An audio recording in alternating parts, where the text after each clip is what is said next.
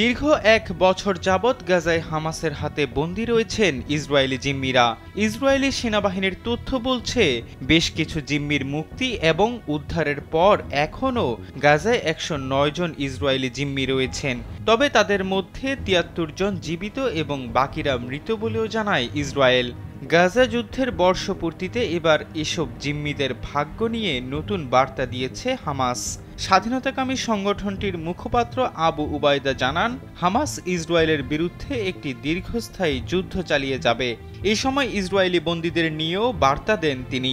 যখন জিম্মিদের ব্যাপারে কথা আসে তখন দখলদার বাহিনী ও জিম্মিদের পরিবারের প্রতি বলতে হয়, তারা এসব বন্দীদের ১ বছর আগেই মুক্ত করে নিয়ে যেতে পারত।